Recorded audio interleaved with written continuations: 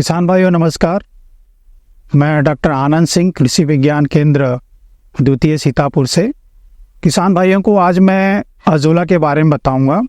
जैसा मैं अपने हाथ पे रखा हुआ है, मैंने जो अजोला है हरे रंग का जो है, और ये एक प्रकार का फर्न है और इसको चमत्कारी फर्न इसलिए कहा गया है कि ये बहुत सारे पोषक तत्वों से भरा हुआ है। आपके सामने जो अजोला है, इसकी जो वैरायटी है, जो स्पीसीज है, उसको कहते हैं अजोला पिनाटा, और ये पशु आहार में जो है काफ़ी उपयोगी है। बल्कि जो है इसे हम कहते हैं कि इसका उपयोग पशु आहार में संपूरक आहार के रूप में कर सकते हैं। और इसके अंदर जो है लगभग 24% क्रूड प्रोटीन होता है और वसा की मात्रा लगभग 3% होती है।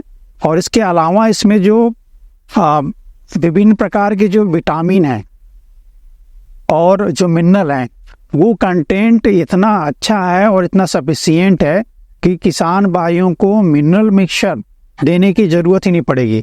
अगर वो अपने दुधारू पशु को जो है, अपनी गाय को, अपनी भैंस को, अगर ये 1 किलो से लेके 2 किलो के बीच में देते हैं तो मिनरल मिक्सचर की ज़रूरत नहीं होगी। साथ में जो है जो प्रोटीन है, प्रोटीन बनता किससे है? अमीनो एसिड से।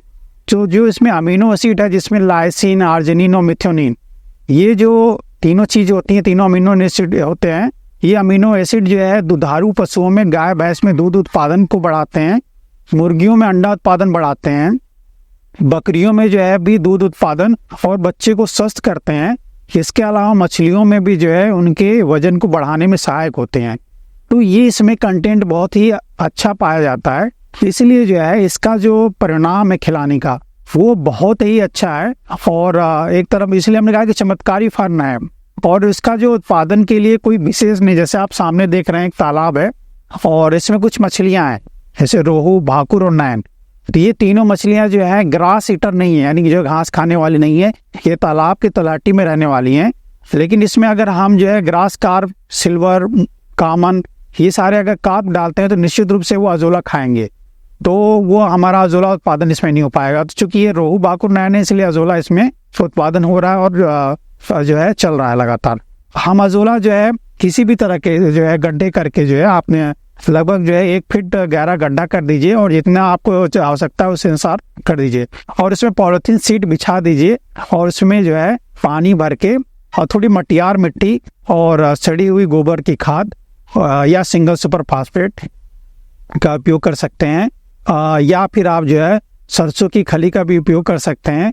ये साइज के ऊपर डिपेंड करता है कितने आकार का बना रहे हैं। अगर हम देखें तो 10 बाई 10 फीट का अगर आप गड्ढा बना रहे हैं, 10 फीट लंबा, 10 फीट चौड़ा और 1 फीट गहरा अगर गड्ढा है, तो उसमें मान लीजिए कम से कम जो है 200-250 ग्राम जो है हर एक 15 दिन पे जो है आप सरसों की खली डाल दीजिए, या 15-15 दिन पे जो है लगभग 80 ग्राम 100 ग्राम के आसपास सिंगल सुपर फास्फेट, और हर एक 15 दिन पे आपको जो है उसमें जो आधा किलो 1 किलो मिट्टी और इतना ही लगभग जो है वर्मिंग कंपोस्ट या कंपोस्ट की खाद डालना चाहिए। और 15 दिन पे हमें पानी पूरा बदल देना चाहिए। ठीक है, बदल देने से क्या होगा कि इसमें जो है आपका जो न्यूट्रिएंट है वो एक बार बदल जाएंगे, तो जो है नया पानी और नए तरीके से सब कुछ करेंगे तो तेजी से ग्रोथ होगा। और मैक्सिमम 1 महीने में आपको बदल देना चाहिए। अगर 10 फीट लंबा, 10 फीट चौड़ा अगर गड्ढा है, तो आप समझ लीजिए 30 किलो के आसपास जो है अजोला आपको मिल जाएगा, जो एक पशु के लिए सफिशिएंट होगा। तो इस प्रकार जो है अजोला सभी प्रकार के पशु, चाहे आप मुर्गी हो, चाहे आप बतख हो, बतख भी बहुत चाव से खाती हैं, मछली है, बकरी है, जो खरगोश है, सुअर है, गाय, भैंस, सभी प्रकार के पशु को आप इसे दे सकते हैं। बस इसे ये, चूंकि रुके हुए पानी में इसका उत्पादन होता है, इसलिए आपको ध्यान देना है कि पहले इसे हम आप पानी से निकालने के बाद जो इसमें थोड़ी गंध होगी, स्मेल होगा, तो इसके लिए हमें थोड़ी देर बाहर निकाल के साफ पानी से हैंड पंप के सामने या नल के सामने उसको धो लिया, और धोने के बाद जो है इसको थोड़ी देर के लिए आप 1 घंटे के लिए आप उसे फैला दें और फिर ये आप अपने पशु को दें।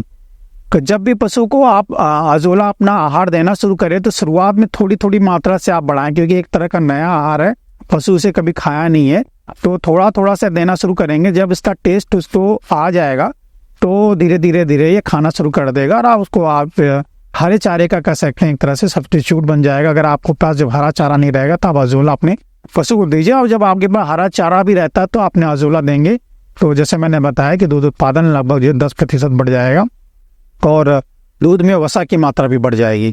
तो ये जो है हमारे पशुपालक भाई हैं, इनके लिए बहुत ही अच्छी चीज़ है और मेरा उनसे निवेदन है कि इसे ज़रूर अपनाएं इस तकनीक को जो है। और अजोला का उपयोग जो है हम धान की खेती में भी कर सकते हैं। जब आप धान को जो ट्रांसप्लांटिंग करते हैं यानी रोपाई करते हैं, पहला स्टेप होता है आपके धान में नर्सरी तैयार करना। नर्सरी तैयार करने के 21 दिन से 22 दिन के बाद जो है धान आप ट्रांसप्लांट करते हैं। तो जिस खेत में आप पलवा करके अच्छे तरीके से जो पानी लगा के जो जब ट्रांसप्लांट करते हैं, तो उस दौरान अगर आप अजोला डाल देंगे तो धीरे धीरे अजोला आपके धान के खेत में जो है एक तरह का जो कालीन, हरी जो है कालीन के रूप में फैल जाएगा और ये वायुमंडल के नाइट्रोजन को जो है ये जो है आपकी ज़मीन में जो धान के पौधे हैं उनको वहाँ तक पहुँचाएगा, एक तरह से कहेगा नाइट्रोजन फिक्सेशन का काम करेगा। और धान में जो है लगभग जो है 25% जो है नाइट्रोजन जो है आप यूरिया के माध्यम से जो देते हैं वो कम कर दीजिएगा, आपको वही रिजल्ट मिलेगा। और साथ में खरपतवार की समस्या नहीं होगी। सिंचाई जो अगर आपको जहाँ करने की आवश्यकता होती है वहाँ पे थोड़ी एक सिंचाई बच जाएगी। लेकिन धान में जब आप रोपाई करते हैं उस समय ध्यान देना कि अगर आप वीडीसाइड का खरपतवार नाशी का प्रयोग करने जा रहे हैं तो आपको जो है 5 से 7 दिन रुक जाना चाहिए। 5 से 7 दिन के बाद जो आप अजोला डालें। अजोला जब भी डालें आप धान के खेत में ध्यान में रखें कम से कम 2 से 3 सेंटीमीटर पानी उसमें रहे, क्योंकि जब पानी रहेगा नमी धान के खेत में ये जीवित तो हमेशा रहेगा।